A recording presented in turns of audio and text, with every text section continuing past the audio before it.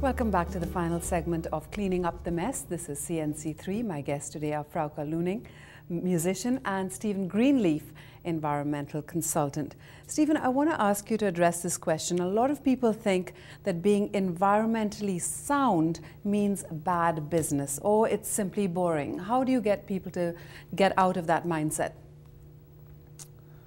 Well, many of the biggest and most successful corporations in the world are taking on the issue of corporate responsibility and sustainability wholeheartedly.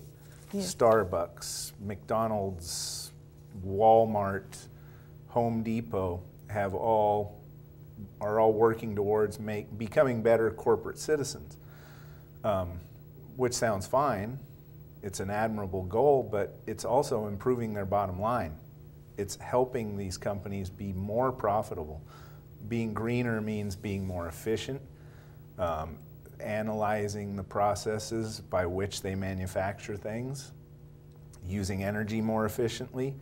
So what the phrase is triple bottom line: social, economic, and environmental benefits to modifying the way that they do business.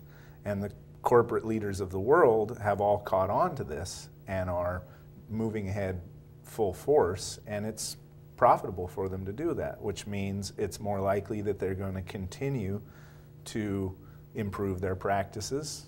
They're going to have more money to pay their salaries, and everybody gets to win. And now this government, I believe, is looking at its infrastructure all over again. They're looking at flooding, they're looking at drainage, they're looking at roads. How do we go green with our infrastructure? Well, that's a very complex topic. You have a lot of different jurisdictions, a lot of different stakeholders. I mean, the first step is to make sure that green is on the table.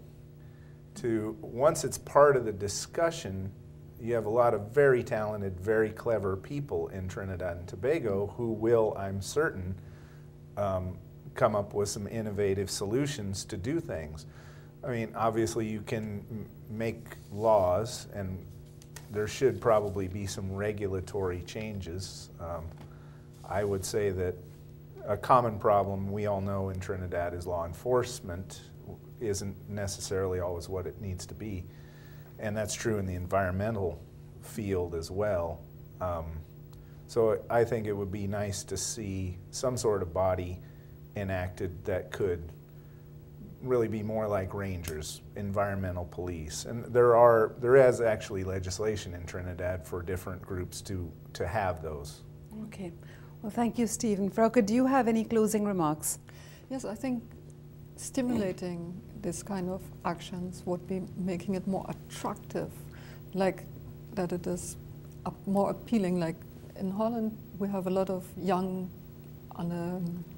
entrepreneurs who feel it is very modern, very fresh, very hip to be environmentally engaged. And I think you have to change the whole image of this. And once you make it attractive and you want to be the most environmentally responsible person, then you will be more successful with implementing all these changes, I think.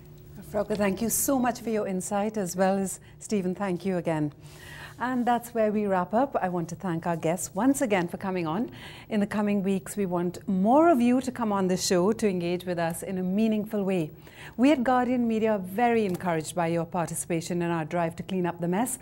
Many of Trinidad and Tobago's committed environmentalists are coming on board with us as guest columnists in our Thursday column in The Guardian. Hundreds of you, the citizens of Trinidad and Tobago, have joined our Facebook page. You want to partner with us to lobby the government to pass the draft beverage and waste management bills. You want to recycle. So continue writing to us and send us your photographs, both ugly and beautiful, to cleaninguptheMess@guardian.co.tt. Continue to do your part.